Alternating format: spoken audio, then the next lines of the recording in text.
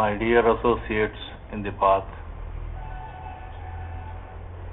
on this auspicious occasion of celebration of the 177th birthday of the Grand Master, Pujya Sri Ramchandraji Maharaj of Fategarh, in utter humility and lowliness of my being, I make bold to utter a few words that would disturb the deep silence due to his august presence. Nowadays, we find a major shift is occurring in our economy, and it makes little difference where we live. The cyclical shift is obvious. We are prone to believe that this downturn of events is caused by external factors. But the truth, it appears to me, is that every one of us has played a role in this cause in a way that may not be obvious to us. Whoever, the media, the family, the government, or the industry, is analyzing the downturn and has called it bad, has missed a point. I find that none make a mention of the beauty of decay. We know as students of spiritual life that everything that we see in form is on its way to decay and slow dissolving, including our dear bodies and bones. It is elementary viveka that everything is in a state of constant flux. However, we seem to be surprised when this principle gets applied to our bank balance and holdings on the share market and other assets. For the wise, it should be clear that the economy is really a mirror of how we feel on the inside, and these feelings are the effects of thoughts, both conscious and unconscious. It is obvious that it is the unconscious thoughts that affect us most. With the changes that are now happening, we are asking ourselves to tighten the belts and see the great good causes of economic and frugal living. What we do not really understand is all this problem is due to what I may call not enough effect. However much we have imbibed the philosophy of not enough, this seems to be true.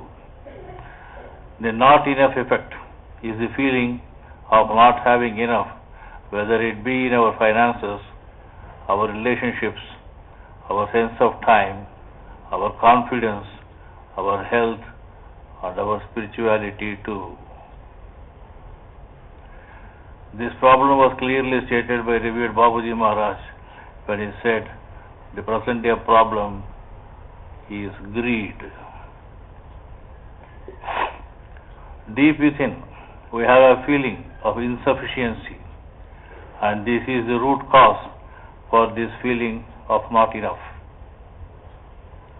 We feel incomplete because we have somehow lost the intimate interpersonal relationship that we have with the divine. The natural complementary part of our being is the divine, but not knowing this, we start feeling the need to use the world of material things like money, possessions, friends, spouse, career, etc.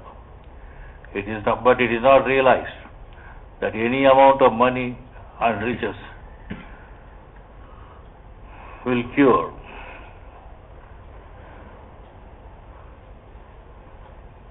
not cure what may be called the disease of poverty consciousness. I wonder whether I am bordering on abrasiveness when I say that we are in a condition of psychic sleep. A psychic sleep where we have allowed ourselves to be seduced by the attractions of the material world, and we have chosen to forget our true and real nature, and most importantly, our connection with the divine. Thus, this recession that we are told we are facing can also be viewed as an opportunity to know what we really are and start living as per the dictates of the interconnectedness we have with the divine. It is true that the catalyst behind most of the successes in this world is a need to prove something because one feels inadequate. But the natural path, the path that satisfies the soul, is one of completeness at every step of the way.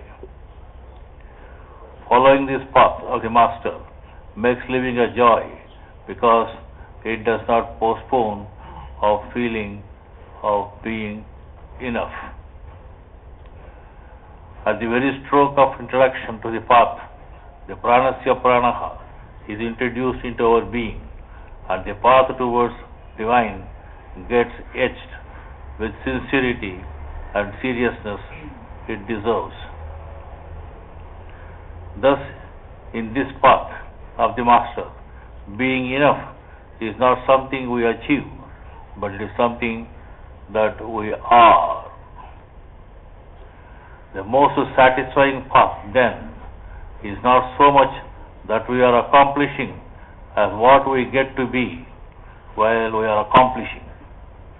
We get to be the creative power of the universe, traversing the realms of the Pindadesh, Brahmand and Parabrahmand, and move on slowly towards the condition of Prapanna Prabhu, developing the consciousness of being complete and not only just enough. The purpose of life, it may thus be seen, is to participate with the divine in all its manifestation, bringing in completeness. Though we may have to acknowledge our role in this process, it is essential to remember that the divine never forgets us, more so when the connection with the divine is reinforced with the ingress of Pranahuti. Thus, this factor, when gets imbibed in the core of our being, we find that we are enough in the beginning, in the middle, and in the end of every type of journey in our life. A deep sense of well-being gets enshrined, and we feel confident and complete in every respect. Many of the aspirants in the path somehow do not feel, or I may say, do not hear their inner voice, which asserts the immediate presence of the divine within us. It is an acknowledged fact of sadhana that every one of us experiences the divine, though its main characteristic of peace and balance whenever we meditate and receive Pranahuti. I'm sorry, I did it again. It's an acknowledged fact of sadhana that every one of us experiences the divine through its main characteristic of peace and balance whenever we meditate and receive Pranahuti. I presume that we ignore it because the self-image we have God used to accept does not permit us to think that we are complete and that we are full in respect of every aspect of life. It has been the practice of everyone to think that there is something lacking somewhere, even when it is not really felt. Sages, saints and seers and masters from times immemorial have been saying that the divine rests in our heart. We may have a sense of being surrounded by life force, but we forget that the life force is also within us. And if the life force is within us, we are enough. But though we feel so, we tend to ignore the same because we have been indoctrinated into thinking that we are not complete. And what is more, in order to be complete, we are told we should compete with others. We have been told from the beginning, through education or cultural norms, that we should compare ourselves with others and either feel superior or inferior and never equal. The talk of equality the society talks about is a myth, as we are never allowed to be happy when we feel equal to others. But our Master has been asking us to become equal to Him. The last sentence of the prayer He has given us says, "Thou art the only God and power to bring us up to that stage." Please note that it is His stage that is the goal of our life. It has been stated by every seer and saint that we are made in the image of God. But we confuse ourselves and do not realize that being made in the image and likeness of God is not something we have to strive for. We are so, and it is only the moral and spiritual courage that is required. It is so. Then Aham Brahmasmi becomes true and real. This is but an ordinary stage in this path, because we know for certain that the Master is with us always. Pranam.